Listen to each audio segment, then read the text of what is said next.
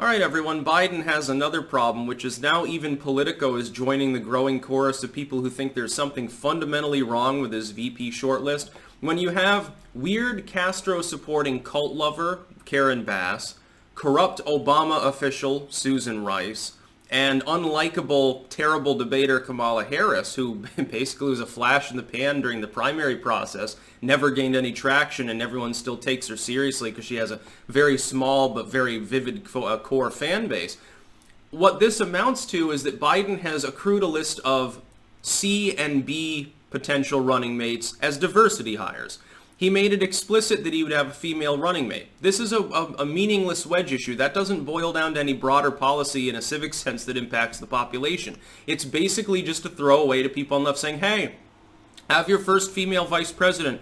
Get excited about something since there's literally nothing else in my campaign to get excited for. Think about this. Trump is running up near 44% approval despite the fact that we're teetering on the brink of a Great Depression during a massive pandemic, the response of which admittedly is not going well in some states.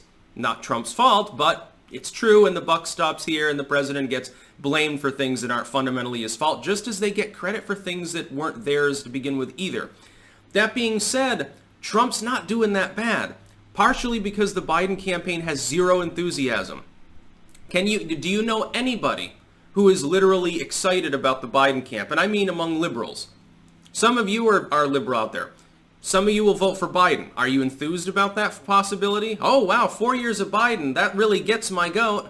It's going to be great, man. Biden presidency.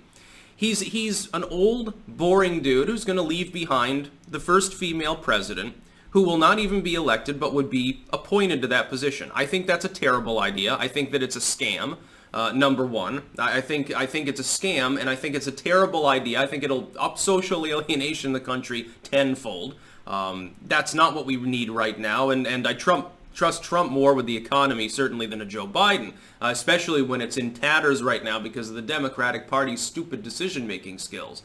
But Biden, the way he acts, and I was thinking about it the other day. I know that he's slipping into dementia too, but when he totally loses the plot and doesn't seem to understand even what he believes in, like a normal candidate at least pretends to have some fervor in what they believe in, Biden doesn't. Biden sort of mutters through things. He doesn't ever answer people's questions. He usually doesn't even take any questions from reporters. And I got to thinking, wouldn't that be indicative of a candidacy in which the candidate is essentially nothing more than a puppet being fed lines by other people? I think that's honestly what's happening. I really do believe that Joe Biden himself is not fundamentally the candidate at all. I don't know what they offered him to get him to run for this position. Maybe he really did worry about getting thrown in jail if he wasn't campaigning. The dude's pushing 80. He's got dementia. And he's basically got a list of crappy people, let's put it that way, that can potentially be in the VP slot. Now, here's the thing.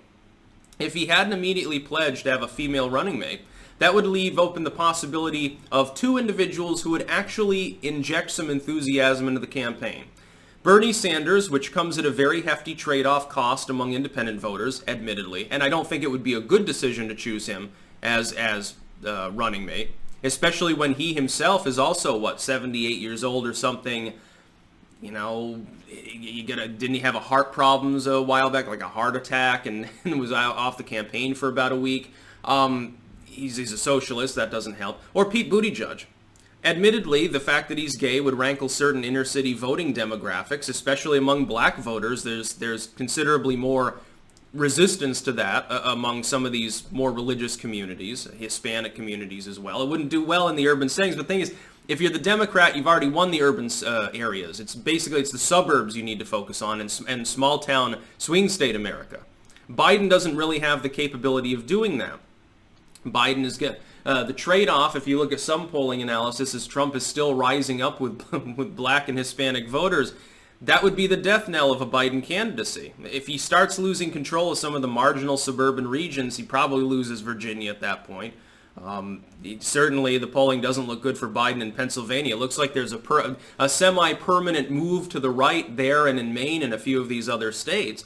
Why do you think Karenbass or not Karenbass, that other goofy person from Maine, I can't remember which potential VP slot person it is, but Why do you think she's being considered, despite the fact that I mean, I don't know anything about her either, so that should give you an indicator, since this is literally what I do for a living. Nobody's enthused by the Biden candidacy. The thing he needs most is he needs energy behind the campaign, and none of these people, I think, can deliver it. Castro-loving goofy cult member. A couple of people that nobody knows anything about. The closest approximation, I think, would be Kirsten Gillibrand, and she's not on the list. Again, I held out the belief very early on that if she gained traction, she'd be the best possible contender against Trump.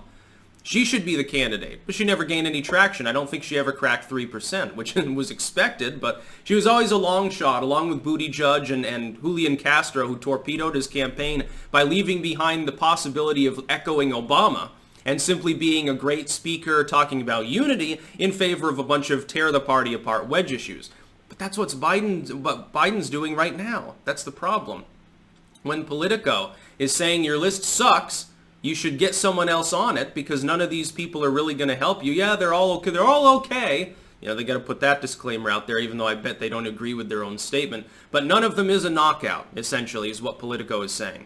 Yeah, I concur. I think the Biden campaign is falling apart, and people behind the scenes, I guarantee there's more nervousness behind that facade. It's like even some of the skeptic community too.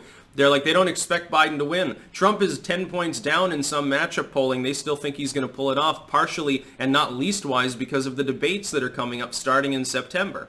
Again, I concur. I think that Biden is going to get massacred and that his cognitive decline is going to be on full display before small-town and suburban soccer mom America, and I don't think it's going to go well for him.